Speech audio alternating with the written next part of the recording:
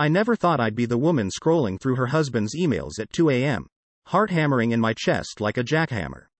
But here I was, living a cliché I'd mocked in countless movies. Our marriage, once the envy of my Instagram followers, now felt like a meticulously curated lie. It started with the late nights. Big project at the office, he'd say, his words a rehearsed script I'd learned to dread. I wanted to believe him, truly I did. But the perfume lingering on his suits wasn't mine, and the hastily deleted texts raised questions he dismissed with a wave of his hand. "You're imagining things, babe," he'd chuckle, turning away to hide the guilt I was sure flickered in his eyes. Then came the night I stumbled upon the truth. A forgotten email left open on our shared laptop. Words that felt like a punch to the gut. "Can't wait for our weekend getaway. Love, Emily." Emily. The name burned in my brain, a neon sign pointing to my unraveling life. I confronted him, the email printed out and clutched in my shaking hands. "Who is Emily?" I demanded, my voice steadier than I felt. He glanced at the paper, then at me, his face an emotionless mask. "You're being paranoid," he said, the denial swift and cold. "It's just a work thing.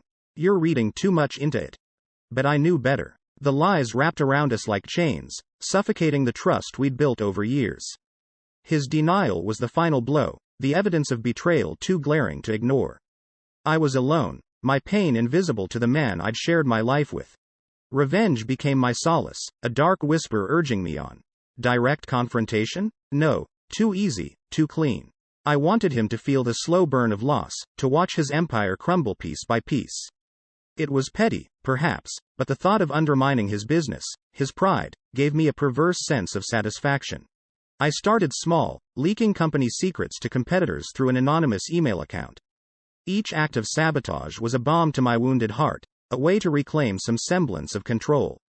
I watched from the shadows as he scrambled to contain the fallout, unaware that his downfall was orchestrated by the woman he'd vowed to cherish.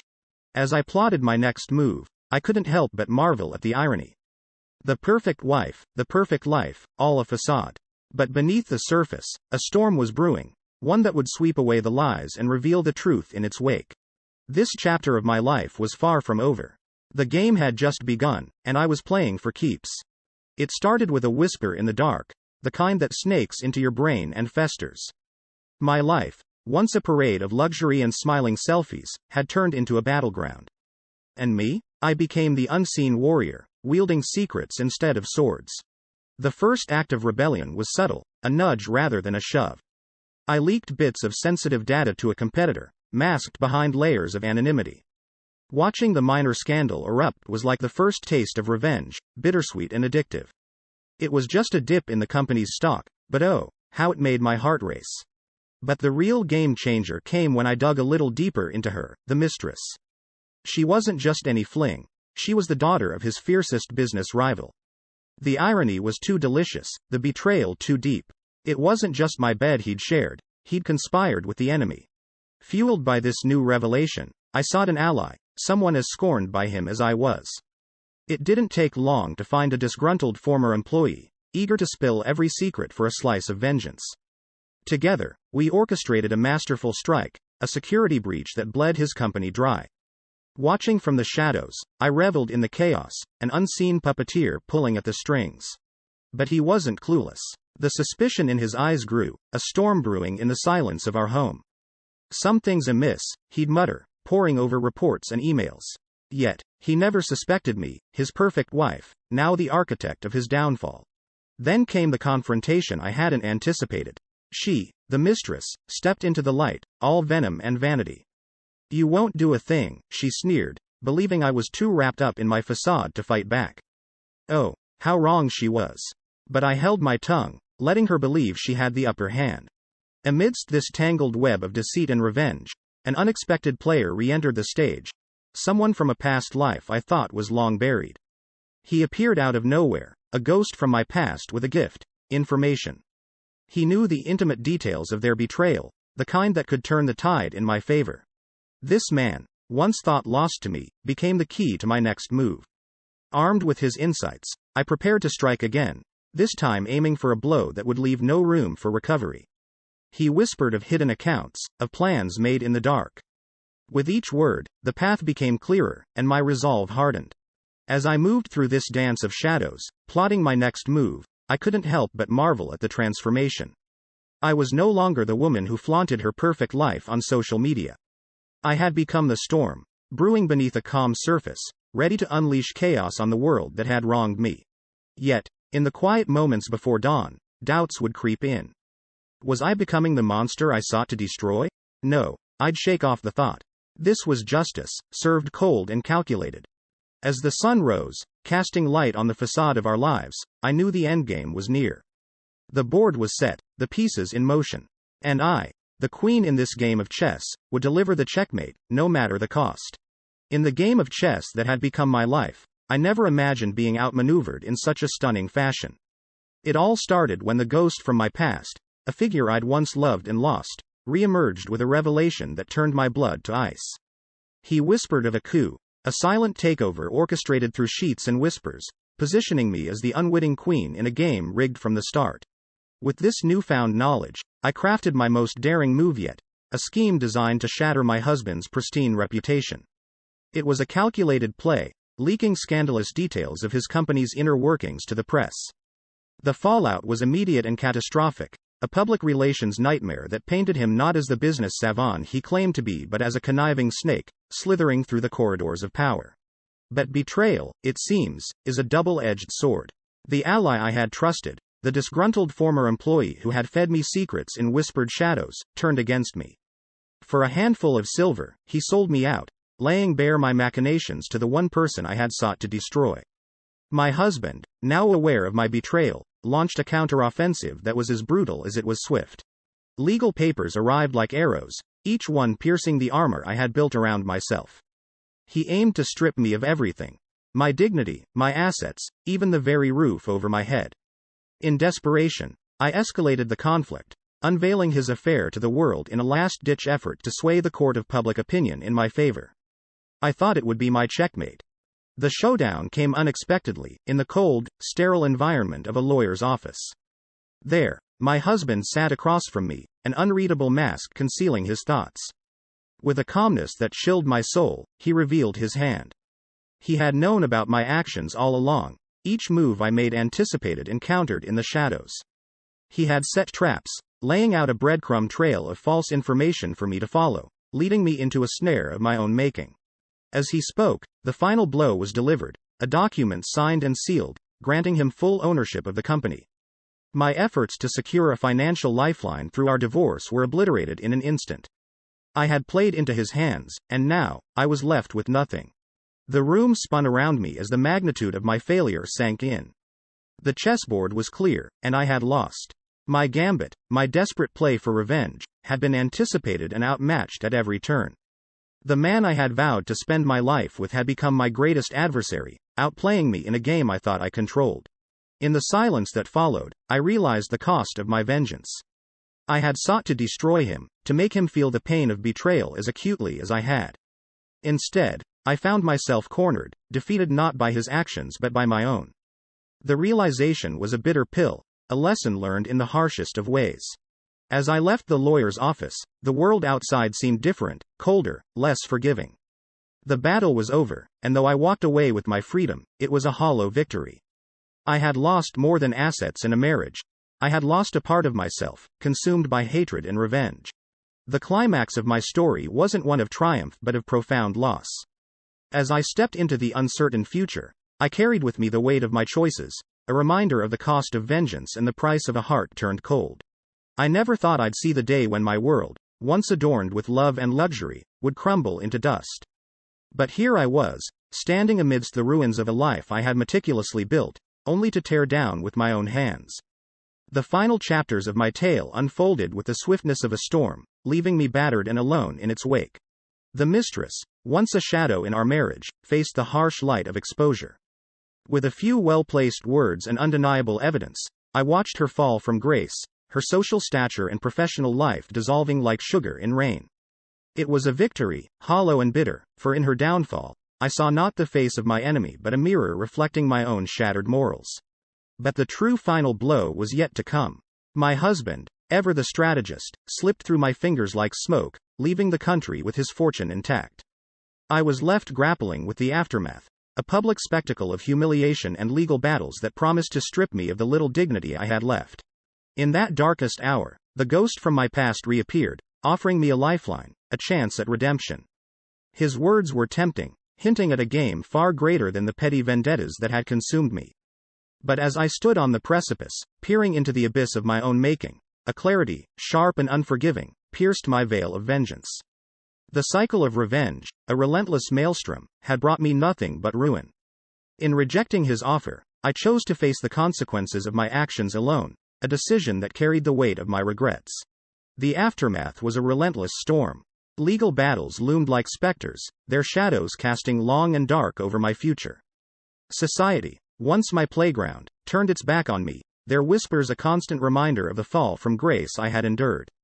And as I navigated this new reality, a solitary figure amidst the chaos, I couldn't help but reflect on the path that had led me here.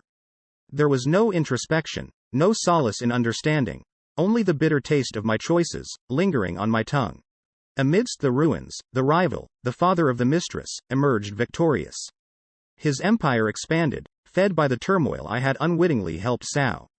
It was a cruel irony, the architect of my downfall benefiting from the ashes of my war. As the dust settled, I found myself standing at the edge of a precipice, peering into the void of a future uncertain and scarred. The quest for revenge had stripped me of everything, my dignity, my love, and my self-respect. Left alone to bear the weight of my actions, I realized the cost of my vengeance was far greater than I could have ever imagined. In this new world, barren and cold, I learned the hardest lesson of all. The price of revenge is paid not in the downfall of our enemies but in the loss of ourselves. And as I faced the long road ahead, a path marked by legal battles and societal disdain, I carried with me the weight of my choices, a constant reminder of the ruin wrought by my own hands. The story of my downfall is a cautionary tale, a whisper in the wind to those who tread the path of vengeance. For in the end, the greatest battles are fought not against others but within ourselves, a war where the only true defeat is the loss of who we are. The moment I saw my once adored social media profiles turn into battlegrounds of vilification, I knew the world I had built was crumbling. Each notification was a jab, a reminder of how quickly adoration could turn to scorn. Friends who once envied my seemingly perfect life now led the charge in tearing it apart. It was a digital witch hunt, each comment and share another stone thrown at my glasshouse of lies. Then came the knock that sealed my fate, the legal notice of asset seizure. My beautiful home, my car, even my personal belongings, were to be stripped away as part of the settlement. I was left with nothing but a modest apartment, a stark, unfurnished space that echoed with the ghosts of my past life. Isolation became my new normal. The vibrant social life I once led, the endless invitations and gatherings, all evaporated. I was a pariah, ostracized by the society that once held me on a pedestal. The silence of my new apartment was deafening, a constant reminder of the cost of my vengeance. In the midst of my desolation, she reached out, the mistress. Her plea for reconciliation was draped in claims of victimhood, as if she too had been wronged by the narrative.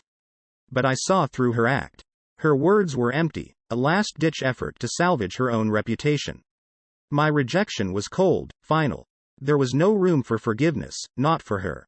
As for my husband, he became a ghost, his whereabouts a mystery that consumed the gossip columns. Rumors swirled, each more outlandish than the last, but none led to him.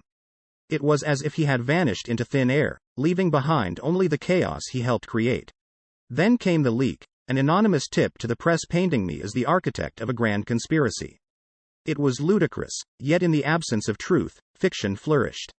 My name was dragged through the mud once more, a narrative crafted without my input, sealing my infamy. But amidst the noise, a glimmer of truth emerged. Cryptic messages began to find their way to me, each one a piece of the puzzle that was my husband's true nature.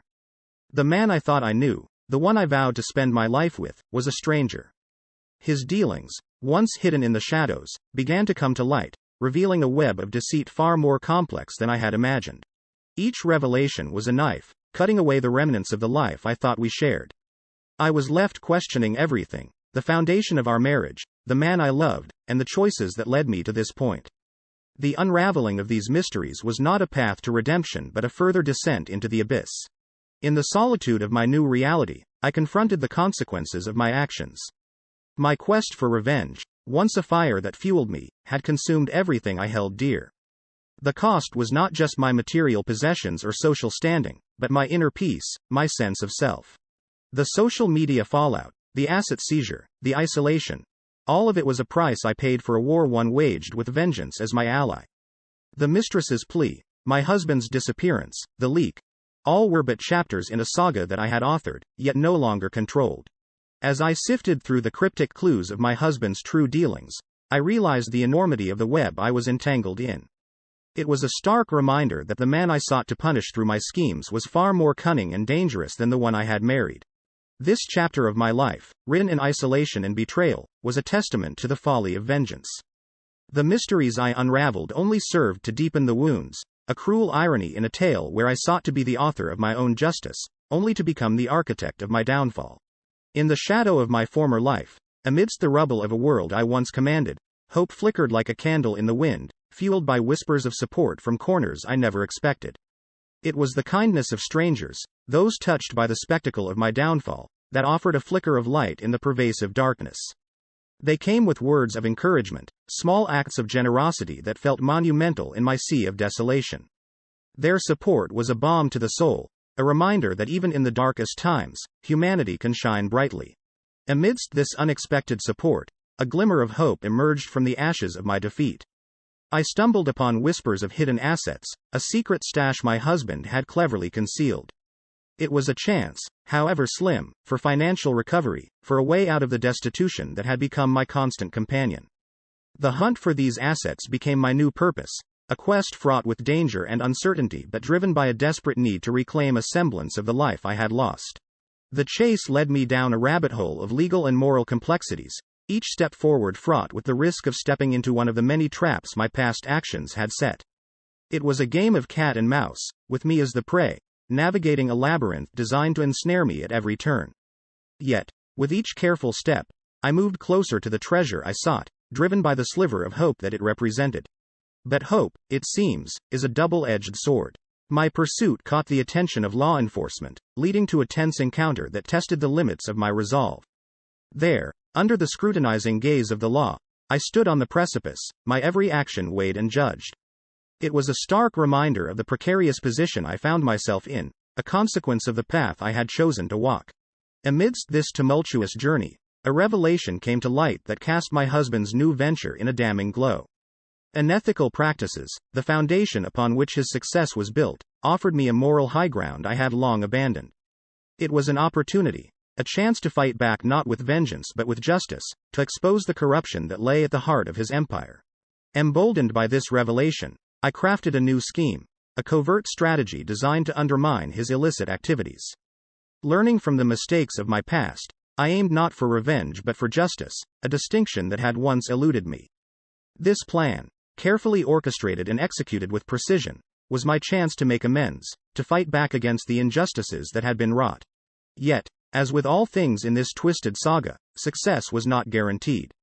My first attempt to implement this new scheme backfired spectacularly, a stark reminder of the complexities of battling an enemy who remained shrouded in shadows. It was a blow, not just to my plans but to the fragile hope that had begun to take root within me. The failure served as a bitter lesson, a testament to the difficulties of navigating a battlefield where the lines between friend and foe, right and wrong, were blurred beyond recognition. In this chapter of my life, I found myself walking a tightrope, balancing between the desire for redemption and the reality of my situation. Each step forward was a gamble, each plan a leap of faith in the face of overwhelming odds. Yet, despite the setbacks, the support of those few who believed in me, and the slim chance of uncovering the truth, propelled me forward. It was a journey not just of external battles but of internal reflection, a quest not only for justice but for a redemption that seemed just out of reach. The day began with a foreboding whisper. A message slid under my door by hands unseen, chilling in its brevity. Stop now, or face the consequences. It was a warning, stark and devoid of any signature, yet its origin was clear as day. My husband's benefactor, a shadowy figure pulling strings from the dark, had marked me. My heart raced, fear mingling with defiance, but reality's cold grasp began to tighten around me. It was a moment of reckoning, the first real acknowledgement of the peril my vendetta had courted. I found myself at a crossroads, the warning echoing in my mind, a grim reminder of the powerful forces aligned against me. The risk wasn't just to myself anymore. It was a maelstrom threatening to engulf everyone I had unwittingly dragged into my crusade. With a heavy heart, I chose to step back, to retreat into the shadows and reassess my strategy. It was a reluctant withdrawal, spurred not by cowardice but by the instinct to survive, to fight another day. In this period of enforced quietude, I delved deeper than ever before into the morass of my husband's dealings. What I uncovered was a web of corruption so pervasive, so entwined with the echelons of power, that it took my breath away.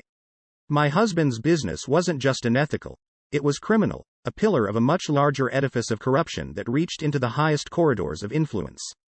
The realization was a gut punch, a visceral affirmation of the path I had chosen, despite the dangers it courted.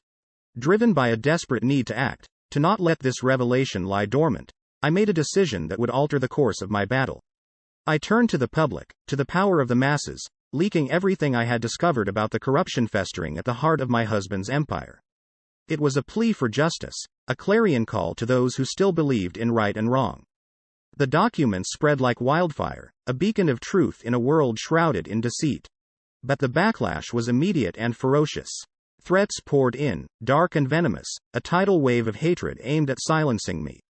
It was a stark reminder of the influence my husband wielded, a force capable of warping reality to its will. The public, swayed by the machinations of his PR machine, turned against me, painting me as the villain in a narrative I had sought to expose. Cornered and vilified, I was left with nothing but a final, desperate gambit. I decided to risk everything on one last move, a plan to expose my husband's corruption in a way that could not be ignored or twisted by his influence. It was a complex operation, targeting a public event where the evidence would be laid bare for all to see, undeniable and damning. The day of execution arrived, a maelstrom of nerves and anticipation. Everything was in place, every contingency accounted for, or so I thought. As the operation unfolded, a sense of triumph began to swell within me, a belief that justice might finally prevail. But in the moment of my greatest hope, the unthinkable happened. Betrayal, sharp and unexpected, cut through my plans like a knife. An insider, someone I had trusted implicitly, turned against me, leading to my arrest in the midst of the operation. It was a stunning reversal, a blow that shattered my world into fragments of despair. As I sit in my cell, the weight of my choices bears down on me with suffocating force.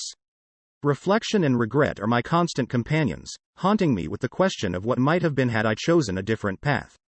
My story, once a tale of love and betrayal, has become a cautionary saga of revenge and its consuming flames.